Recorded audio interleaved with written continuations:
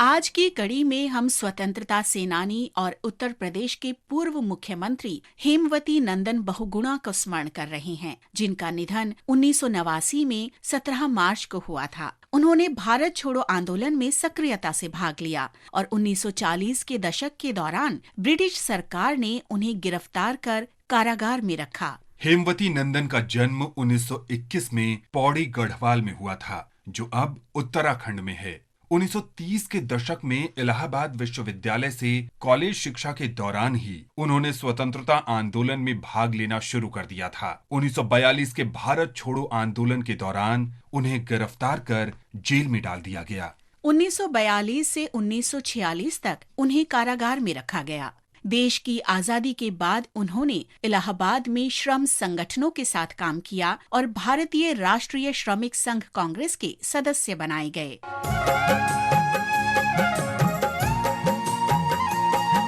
बहुगुणा ने 1952 में उत्तर प्रदेश के इलाहाबाद में करछना और चैल निर्वाचन क्षेत्र से और 1957 में सिराथू से विधानसभा चुनाव जीता। 1957 में बहुगुणा श्रम और समाज कल्याण मंत्रालयों में संसदीय सचिव बनाए गए। एक वर्ष बाद उन्हें उद्योग उप मंत्री बनाया गया। बाद में 1962 में वे श्रम विभाग में कार्यरत रहे। 1960 के दशक में और 1970 के दशक की शुरुआत में बहुगुणा का राजनीतिक दर्जा लगातार बढ़ता गया और 1967 में उन्हें वित्त और परिवहन मंत्रालय का प्रभार सौंपा गया। 1971 में वे केंद्रीय संचार मंत्रालय में राज्य मंत्री बनाए गए। इसके 4 वर्ष बाद बहुगुणा को उत्तर प्रदेश का मुख्यमंत्री नियुक्त किया गया, लेकिन 1975 में उन्होंने इस पद से त्याग पत्र दे दिया।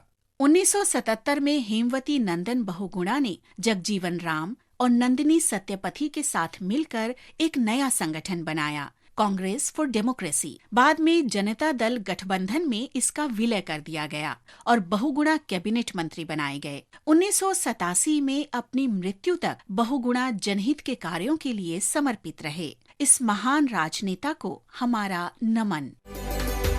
आज हम सामाजिक कार्यकर्ता और स्वतंत्रता सेनानी जगदेव राव पाटिल का भी स्मरण कर रहे हैं। 1939 में 17 मार्च को उनका निधन हुआ था। महाराष्ट्र के बुल्ढाना के निवासी जगदेव राव ने 1930 के नागरिक अवज्ञा आंदोलन में भाग लिया।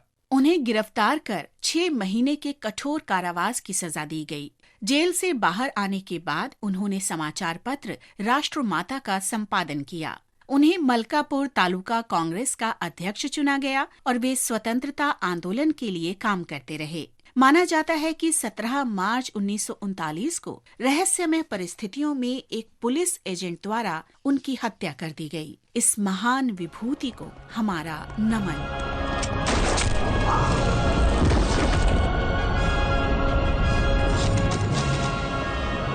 आज हम दिल्ली निवासी मिर्जा बहादुर को भी याद कर रहे हैं।